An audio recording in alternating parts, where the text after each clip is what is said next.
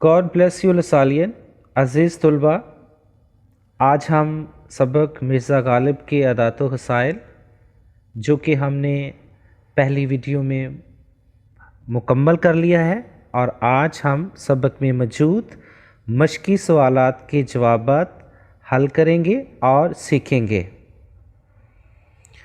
तो पहला सवाल, दर्ज झेल सवालात के मुख्तसर जवाब देने हैं आपने। पहला सवाल, मिर्ज़ा गालिब कैसे इखलाक के मालिक थे? मिर्ज़ा गालिब के इखलाक नहायत वसी थे। वो हर शख्स से बहुत कुशादा पेशानी से मिलते थे। सवाल नंबर 2, दोस्तों को देखकर गालिब की हालत क्या होती थी? दोस्तों को देखकर गालिब बाग बाग हो जाते थे। बाग बाग होना, खुश होना। वो उनकी खुशी से खुश और गम से गमगीन होते थे। सवाल नंबर 3, मिर्ज़ा गालिब को कहाँ कहाँ से ख़त आते थे? मिर्ज़ा गालिब को मुल्क के हर कोने से ख़त आते थे, क्योंकि उनके दोस्त न सिर्फ दिल्ली बल्कि हिंदुस्तान भर में बेशुमार थे। अगले सवाल की तरफ बढ़े। अक्सर लोग गालिब को किस तरह के ख़त भेजते थे? अक्सर लोग उनको बेरंग ख़त भेजते थे, मगर उनको कभी नागवार ना गुज़रता था। साइलों के साथ मिर्ज़ा गालिब का सलूक कैसा था? साइल सवाली को कहते हैं। साइल उनके दरवाज़े से खाली हाथ बहुत कम जाता था। वो गरीबों और मोहताजों की मदद अपनी बसात से बढ़कर किया करते थे। दोस्तों के साथ मिर्ज़ा गालिब का सलूक कैसा था? दोस्तों के साथ उनका सलूक नहायत शरीफाना था। वो ज़रूरतमंद दोस्तों की भी मदद किया करते थे। मिर्ज़ा गालिब अपने उन दोस्तों की भी मदद किया करते थे जिनके गर्दिश ज़माना से हालात बिगड़ गए थे। अगले सवाल की तरफ बढ़ते हैं। मिर्ज़ा गालिब के मिजाज की ख़ास खूबी क्या थी? तो ये उनकी ज़राफ़त थी। उन्हें हिवान नातक की बजाय हवान ज़रीफ़ कहा जाए तो बजा है। मिर्ज़ा को कौन सा फल पसंद था? मिर्ज़ा गालिब को फलों में सबसे ज़्यादा आम पसंद थे।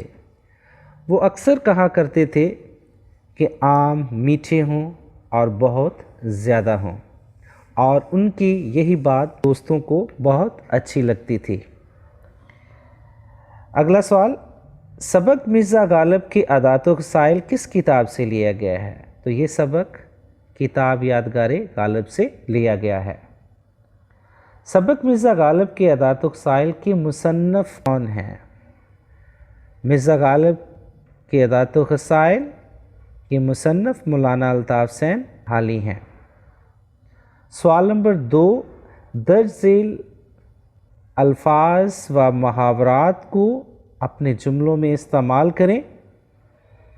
अल्फाज व मुहावरात, कुशादा पेशानी, और इसका मतलब खुला हुआ माथा, वसी, बाग बाग होना, बहुत खुश होना, मुखलस, दिली मोहब्बत करने वाला, गर्दशे रोज़गार, ज़माने का चक्कर, शेर हो जाना, जी भर जाना, ज़मीन में गड़ जाना, शर्मिंदा होना।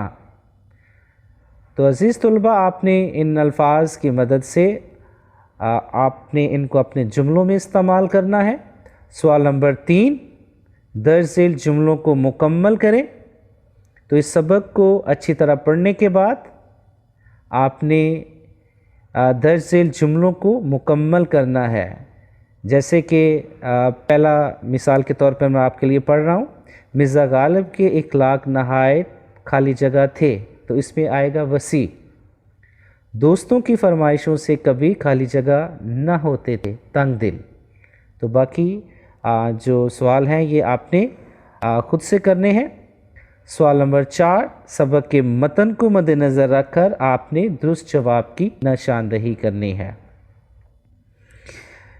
मिर्ज़ा गालिब के नहायत वसी थे, तो आपके पास 4 ऑप्शंस हैं और इनमें से एक ऑप्शन जो है जो उसकी आपने निशानदही करनी है कि कौन सा दुरुस्त है। तो इनमें से पहला देखें, इखलाक, ये दुरुस्त है। मिर्ज़ा गालिब दोस्तों की किन बातों से कभी तंग दिल ना होते थे? फरमाइशों से। लोग अक्सर मिर्ज़ा गालिब को ख़त लिखते थे। बेरंग। मिर्ज़ा की तबीयत में बदर्जा गायब था मरवत और लिहाज। एक सोबत में मिर्ज़ा गालिब किसकी तारीफ़ कर रहे थे? मीर तकी मीर की। किसने सौदा को मीर पर तरजीह दी? ज़ौक़ ने। फवाके में गालिब को बहुत मरगूब था, यानी कि फलों में उनको कौन सा फल जो था वो पसंद था? तो फलों में मिर्ज़ा गालिब को आम पसंद था। सवाल नंबर 5, आराब लगाकर तलफ़्फ़ुज़ जो है ये आपने वाज़े करना है। सवाल नंबर 6, कालम यहाँ देख रहे हैं आप। सवाल नंबर 6, कालम अलफ में से दिए गए अल्फाज को कालम बे के मुतल्लिक़ अल्फाज से आपने मिलाना है।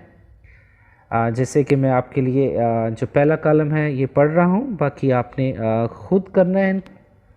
इखलाक, तो इसका आपने जो कालम, इसका जो जवाब है वो दुरुस्त लिखना है, जिस तरह के इखलाक वसी। इसी तरह सवाल नंबर 7 है, ये मुज़क्कर और मुअन्नस अल्फाज आपने अलग अलग करने हैं। जैसे इनमें आने वाले मुज़क्कर जो अल्फाज हैं वो कौन कौन से हैं और मुअन्नस अल्फाज कौन कौन से हैं। सबसे पहले आप जो मुज़क्कर अल्फाज हैं उनको सर्कल कर लीजिएगा। इसमें पहला लफ्ज़ है गम, ख़त, मज़हब, हरफ, लिहाज, टिकट, हौसला और जाड़ा। बाकी जो अल्फाज हैं वो मुअन्नस अल्फाज हैं, ये भी आप अपनी नोट कॉपी पर लिख लीजिएगा। अज़ीज़ तलबा, अब आपके लिए ये छोटी सी एक सरगर्मी है जो कि आपने दर्ज ज़िल पैरा को पैराग्राफ की आपने तशरीह करनी है। और एक बात पैराग्राफ को तशरीह करते वक्त आपने याद रखनी है कि भारत की तशरीह का सवाल नहायत जमायत के हिस्सा इंशाई के पर्चा में तीसरा सवाल है और इसकी नवीयत कुछ यूँ है। सबसे पहले आपने जो चंद चीज़ें हैं वो याद रखनी है, वो है हवाला मतन, जिसमें सबक का नाम लिखा जाता है, मुसन्नफ़ का नाम लिखा जाता है और उसके बाद जो मुश्किल अल्फाज हैं उनके मुआयने लिखने होते हैं आपने। तो आपको मैं बताते चलूँ कि हवाला क्या होता है। हवाला अरबी ज़ुबान का लफ्ज़ है जिसके लुग़वी मायने पता, निशान, इशारा, स्पुर्दगी, तहवील वगैरह के हैं। उसके बाद मतन, मतन अरबी ज़ुबान का लफ्ज़ है जिसके लुग़वी मायने किताब की असल इबारत हैं या दरमियानी हिस्सा किताब की वो इबारत जिसकी तशरीह की जाए, दरमियानी हिस्सा। हवाला मतन लिखने के लिए ज़रूरी है कि तमाम नसरी असबाक अच्छी तरह कम अज़ कम 2-3 बार पढ़े हुए हों ताकि इबारत पहचान सकें कि किस सबक से आई है। सबक का उन्वान जो कि असल किताब में है, यहाँ तक कि इमला की गलती भी ना करें।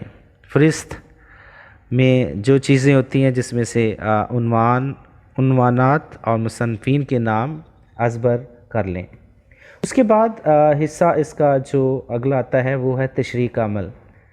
अरबी ज़ुबान का ये लफ्ज़ है जिसके लुग़वी मायने खोल कर बयान करने के हैं। तशरीह करना, तफसील, तफसीर, वज़ाहत, खोलना, और ये हिस्सा बहुत अहम है जिसे वज़ाहत के साथ लिखना चाहिए।